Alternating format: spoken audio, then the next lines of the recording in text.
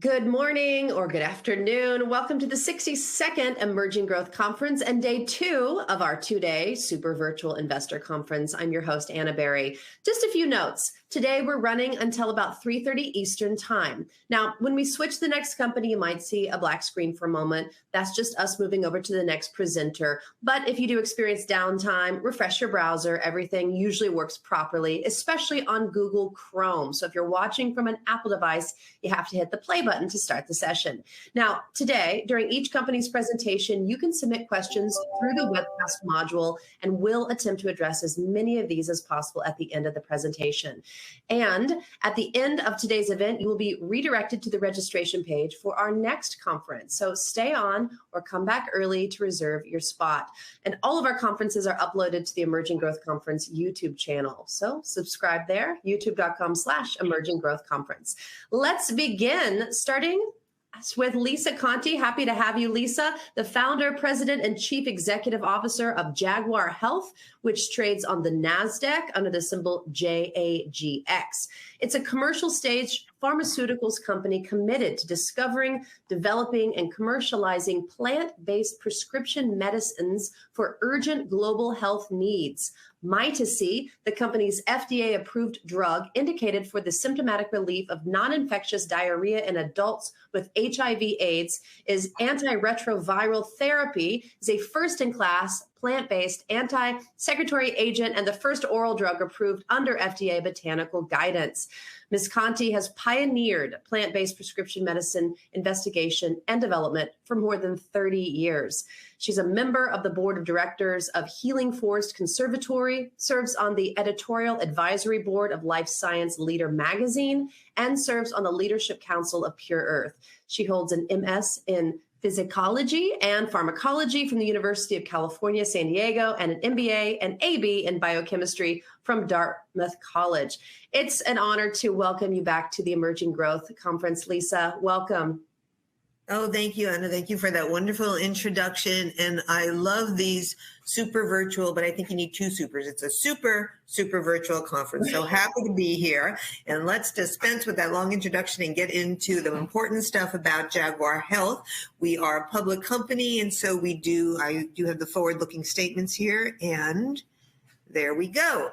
So I'm going to jump right into it and give you a quick background for those who are hearing about the company for the first time, and then get right into the important message for today. So as you heard from Anna, we do all drug discovery from plants used traditionally in tropical areas. And we did take a product all the way from our basic enabling technology, a tree growing in the rainforest, to a first-in-class, really paradigm-shifting anti-secretory agent called Mytesi. The generic name is crofelemer. As you heard from Anna, it's currently on the market for the specialty indication. Specialty is another word for relatively small indication of HIV-related diarrhea. And the reason that's our first indication is it was specifically requested and fast-tracked by the FDA. The most important thing about this presentation and about the company at this point is that crofelemer is a pipeline within a product. Multiple patient populations that can benefit from the novel mechanism of action, which I'll go through in a moment. We can't do everything, so we're focused on two key indications right now in late-stage clinical trials. One is cancer therapy-related diarrhea, and that is a follow-on indication, a supplemental indication to the HIV indication of Mytesi. Literally the same product, same formulation, same bottle, same dose. And the second one is the rare disease indication, orphaned indication of short bowel syndrome and the intestinal failure there. So the key message for today, the only thing that you really need to remember and take away, is in this really very difficult, challenging financial market for biotech companies and microcap companies. I never intended to be a microcap company, is we have two major, what we feel will be transformative clinical events literally around the corner, the first one in 7 weeks, that translate these pipeline opportunities into revenue generating opportunities. The first one is the reveal of the primary endpoint for a pivotal trial to expand the indication of Mytesi to cancer therapy related diarrhea, which which were all therapy-induced overactive bowel with secondary endpoints that include not only prevention and reduction of diarrhea, loose watery stools, but also incontinence, urgency, pain, and cramping. This is expected to be revealed in the last week of October, so literally 7 weeks away, and is a prophylaxis trial for a collection of all solid tumors and all patients who are on targeted therapies that have more than 50% diarrhea, which is about 25 different agents at this point, with or without cytotoxic chemotherapy. So a very broad opportunity for results that translate into promotional opportunity. So the end of October of this year. The second major clinical event in 2023 is for the indication of short bowel syndrome and intestinal failure there. And we have 7 investigator-initiated efforts going on around the world in the MENA region, where there is a greater percentage of congenital disorders, and there is a component of short bowel syndrome that has a congenital cause, Europe and the United States, with proof of concept data coming out the first piece before the end of 2023, and then within 2024 as well. With published proof of concept data in certain European countries, and we have established a footprint in Europe, there's an opportunity for reimbursed, revenue-generating early patient access while the product is going through full development for neglected needs such as the orphaned indication of short bowel syndrome and another pediatric intestinal failure issue as well. So in both, and that's a program that does not exist in the United States, early patient access, reimbursed early patient access. So in both of these situations, major transformative clinical data coming out in the fourth quarter, as early as 7 weeks from now, that translate into meaningful revenue generation in 2024. And as we've looked at, other companies, there's many companies, of course, in the biotech field that have had their valuations hit. We haven't found any comparison of another company that has coming up this level of a momentum event. And we're fortunate that it's happening in this time frame because these are clinical efforts that started 5-6 years ago. And if you look at the entire program, in some sense, decades ago. So to give you some idea of how meaningful these markets can be, if we look at cancer therapy-related diarrhea, that is the #1 side effect associated with cancer therapy. It is supportive care focused on quality of life of the patient, comfort, dignity. There's also an impact on the outcome of the cancer treatment. About 40% of the time, and this is published in a paper 2 years ago at ASCO, patients will go off their cancer therapy or go to a subtherapeutic dose specifically because of the side effect of diarrhea. So now you're having an impact on outcome. And also it takes about 3 times as much cost to the healthcare system to take care of a cancer patient who's experiencing diarrhea. So with each of those pieces of data, you're really grabbing the attention of the key opinion leaders, of the prescribers, as well as the reimbursers. So let's look at chemotherapy-induced nausea and vomiting. That's a supportive care indication. These agents are taken prophylactically, typically for the first 3 days of cytotoxic chemotherapy, which itself will last about, often 6 months or so. That's a market that's expected to be $4 billion next year or in 2 years. And easily 50% of that market is generic when you think about the value calculation. What we're talking about is prophylaxis as well for targeted therapy. Targeted therapy is the checkpoint inhibitors, tyrosine kinase inhibitors, epidermal growth factor receptor antibodies. These are agents that patients are on for months and years in a metastatic situation and a curative situation for the rest of their lives. So prophylaxis, all solid tumors, targeted therapy that is a chronic administration. Most, if not all, targeted therapies work by inducing a mechanism that crofelemer, Mytesi specifically mitigates. So we're talking about a major neglected indication, major impact to all our stakeholders, including the shareholders in the company. And we are already manufacturing in expectation of being able to promote to this indication, this expanded indication in 2024. When we look at short bowel syndrome, that third party put that market at anywhere from $5 to $12 billion. That market at the moment is, and so it's a classic rare disease business model, relatively small patient population, high mortality, high morbidity, high expense, activated patient groups, family support groups, good reimbursement. The market there is, in the market research that has put that type of value on it, is primarily looking at a pipeline of a growth hormone approach. And there are a lot of limitations with a growth hormone approach. First, it can't be used in a patient who has cancer or cancer risk. Obviously, it's a growth hormone. A hyperproliferative situation is a non-starter for a growth hormone approach.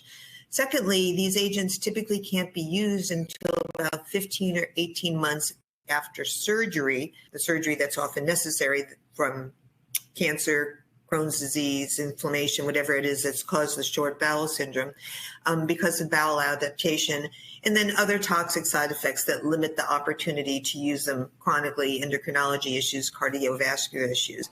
We have none of those limitations with crofelemer. So it's an additive mechanism of action. What we're looking to make standard of care into this remarkable need and market opportunity. So I'm going to move to a little bit on the novel mechanism of action to explain why there are so many different patient populations that can benefit from crofelemer. So look at these as slices of the gut, perpendicular. And so what happens with watery diarrhea, secretory diarrhea, there's an insult to the inside wall of the intestine that causes an active secretion of chloride ions. So what Mytesi is a chloride ion channel modulator. So these chloride ions actively come into the gut, water comes in based on osmosis, second cartoon there, and then the diarrhea goes out. That's the dehydration, that's the discomfort, that's the health issue. If we go all the way to the right, those little red dots, Mytesi crofelemer, works locally to normalize that active secretion. It doesn't block it up or clog it up. And if the patient is normal, Mytesi simply goes right through. So it only modulates, normalize an overactive secretory situation. And crofelemer is locally acting. So there's no blood levels, there's no drug-drug interaction, hugely important in chronically ill patients, complicated patients like cancer patients, like Crohn's disease, short bowel syndrome, like AIDS patients. You have no first pass effect. You have no secondary metabolites causing problems later on. So what's important about Mytesi and crofelemer is what it does and also what it doesn't do. So the paradigm shift here is an opportunity to have a safe agent to normalize gut function on a chronic basis. If the diarrhea and if the GI dysfunction is a side effect of cancer therapy or some other therapy, you're giving something to manage that side effect that doesn't itself create another side effect. So for example, we think of diarrhea, you go to drugstore, you get Imodium or loperamide. These are opioids, and they work by the mechanism of constipation. Obviously, they're typically taken after the event, not prophylaxis like crofelemer. And you can't be chronically constipated. These products are not labeled to be used in a chronic situation, and they cause not only constipation, but rebound diarrhea. You often have to take something to deal with the constipation. Because crofelemer is not an opioid, we don't have that risk of constipation. Crofelemer is not an antibiotic, so we don't have the risk of antibiotic resistance, all the other issues associated with opioids, non-addictive, non-tolerance. In fact, safety is a huge hallmark of crofelemer, quite likely because it does not have the systemic exposure, as I mentioned, working locally in the gut. Taking it orally, going through the stomach into the gut, and does its normalizing action. We've never seen a side effect profile different than placebo. We've never had a serious adverse event with the product out on the market for about a decade at this point. So quite appropriate for this type of paradigm shifting normalization of the patient's gut function. As I talk again, I can't say it enough, around the corner, 7 weeks from now, the last week in October, will be the p-value reveal for the primary endpoint for phase 3 trial to expand the indication to cancer therapy-related diarrhea or chemotherapy-induced overactive bowel, a broader collection of indications. This is for Mytesi, so the product's already approved for chronic indications. So we already have our chronic safety done. Because there's limited or no systemic exposure, the FDA has not required, it specifically relieved us from having to do any drug-drug interaction studies with cancer agents. We obviously have a full supply chain in place to take this product from essentially a tree in the rainforest to any pharmacy we like in the United States. So it comes down to expand the indication, meeting statistical significance on the primary endpoint for the supplemental indication. If we go to the bottom, the reason we can be precise about when we'll have this data is we have completed patient enrollment and patient treatment. We powered over 90% and then over enrolled by about 11%. Principal investigator is MD Anderson. We have the key opinion leaders for many of the different types of cancers. Again, this is prophylaxis for all solid tumor types. It was an international study as well, though this is for FDA approval for the United States. As I mentioned, there are those studies that look at both the impact and the cost of taking care of these patients. And this is the first study where the patient voice has been incorporated in every aspect of the design, implementation, and results of this study. So the primary endpoint is based on patient-reported outcomes. And we're not working with patients, look at our advertising. They've been involved in the design, as I said, the primary endpoint, the regulatory aspects, the reimbursement aspects, and particularly the metastatic patient voice has become very important because 10 years ago, the metastatic patients did not survive, so the organizations were not as strong. Now, with targeted therapies, patients are living 5, 10, 15 years with cancer as a chronic situation, and they're not willing to just exist. They are demanding better management of quality of life. And one patient put it so beautifully. She said, you can think about a pebble in your shoe. Could you deal with a pebble in your shoe for a day or a week? Sure. But you want a pebble in your shoe for the rest of your life. And with cancer therapy, we're talking about multiple pebbles. We're talking about the diarrhea. We're talking about bone pain, muscle pain, neuropathy, fatigue. What crofelemer can do is, cancer is a pretty tough situation. We can make it a little better by removing the gastrointestinal distress and doing so on a prophylaxis basis. So as I mentioned, the on-target study is the readout at the end of October. I'm going to move now to short bowel syndrome and intestinal failure.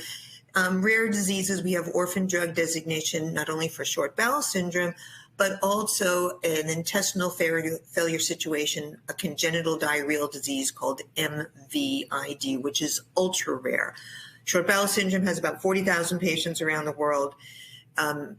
MVID has literally a couple of hundred.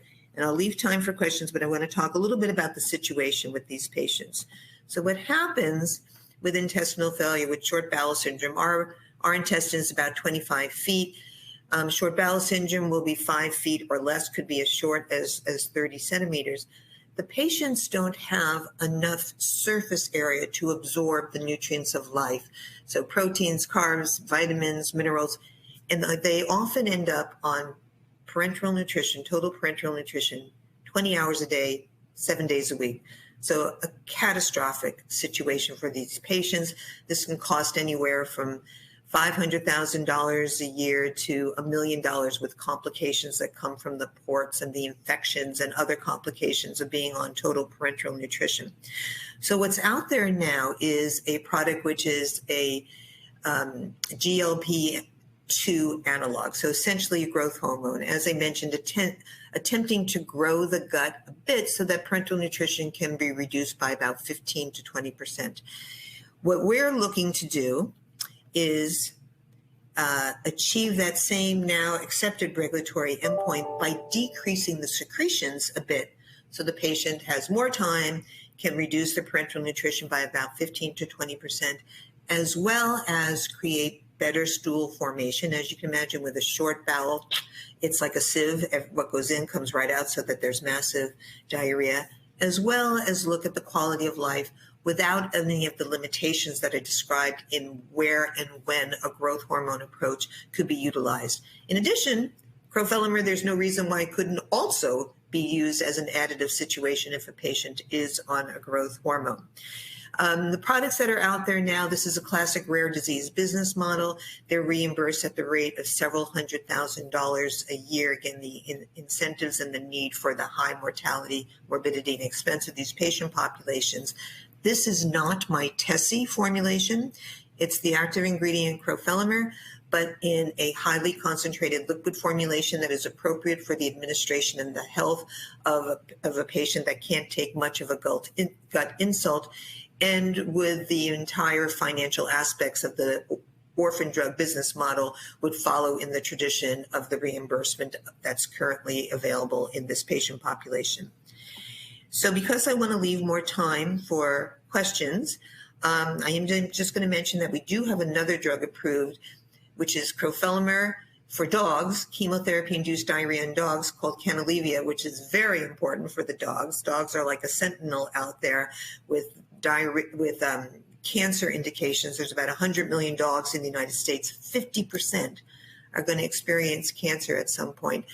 And when you think about that slice of gut of the mechanism of action, that could be a human, that could be a dog. Almost all mammals, I think all mammals, have highly conserved those chloride ion channels.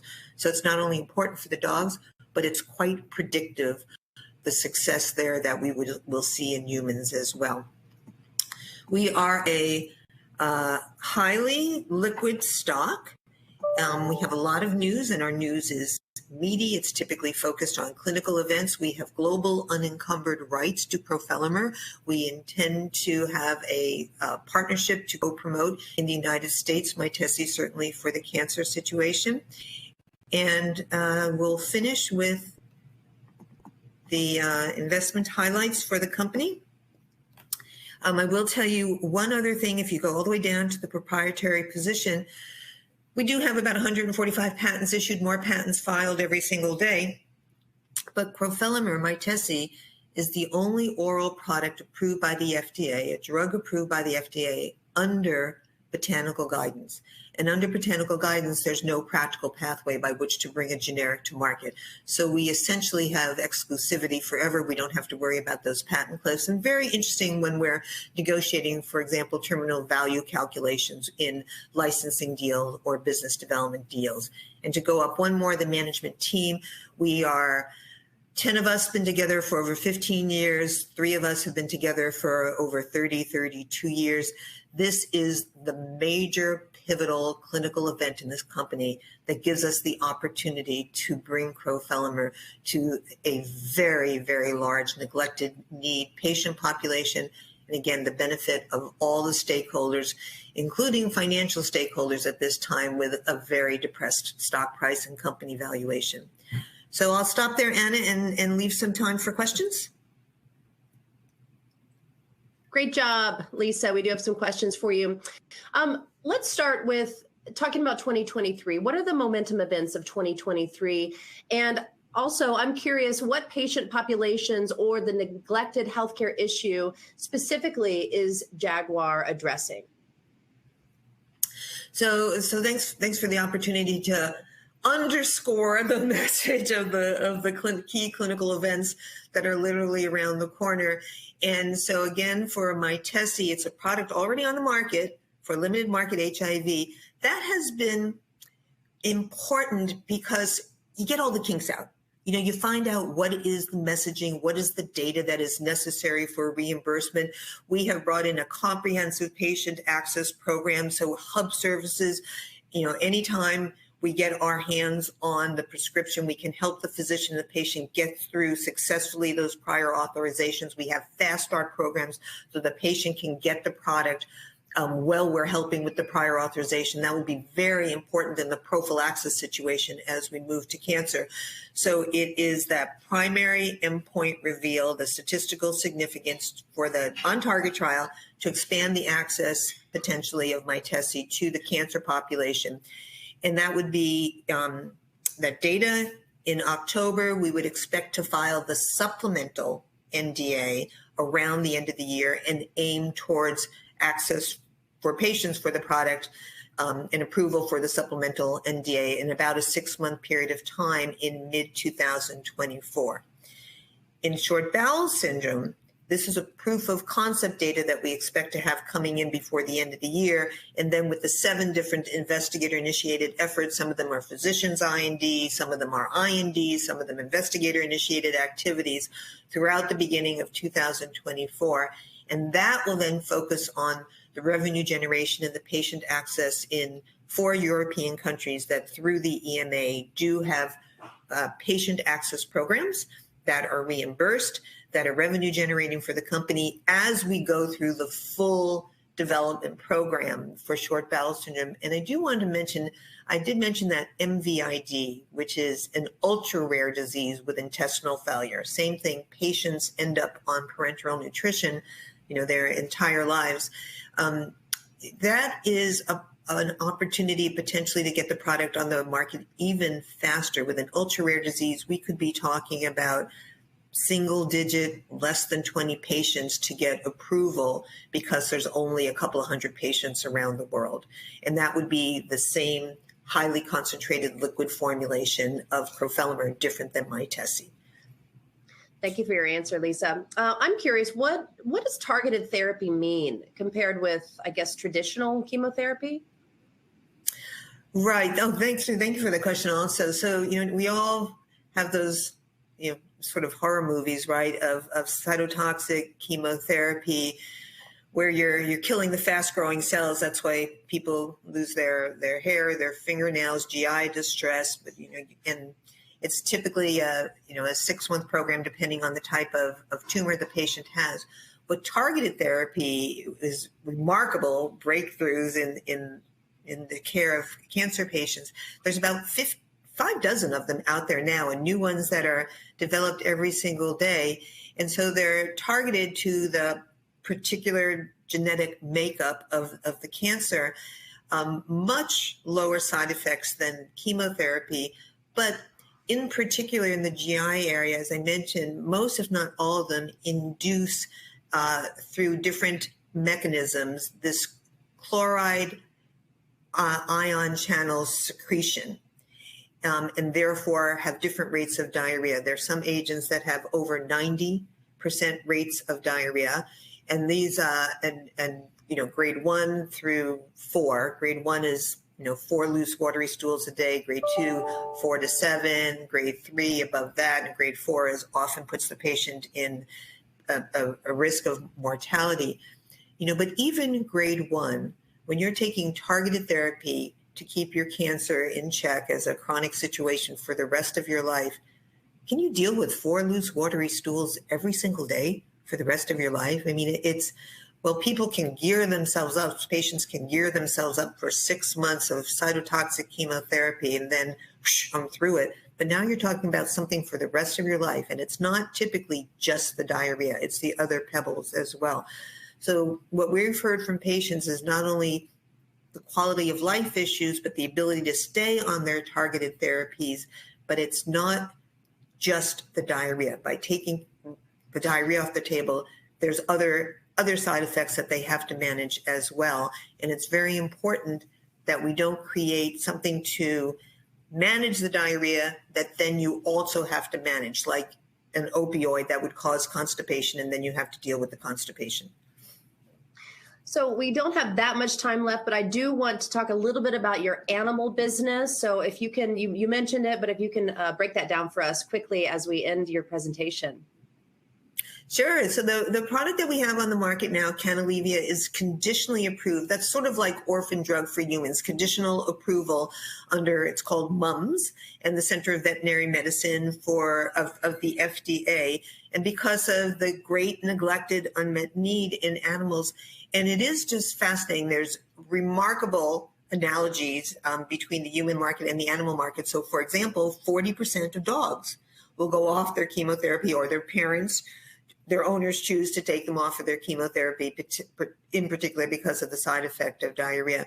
And that importance of not only keeping the patient on the therapy, but the comfort to the patient is highlighted, exaggerated, underscored in an animal, where it's harder to obviously communicate with them about the tolerance that they're going to need to have, but also the whole household. You can't have a dog that has lost control.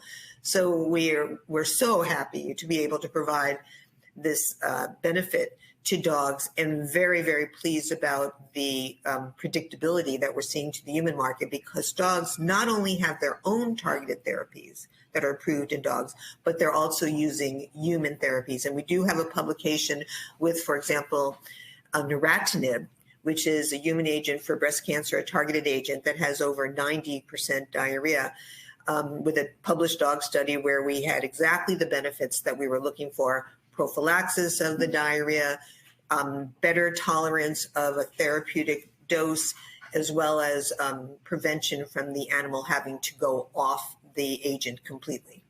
Wow, well, this is really fascinating stuff and great work, Lisa. We have many more questions, but we're out of time. So we'll send you the questions. You can answer on your own, and we would love to have you back in the near future with some more updates. Thank you so much for being on our conference today. Thank you. Thank you very much for this super, super virtual conference. Awesome. All right, everyone, stay with us. We'll be right back with our next presenter.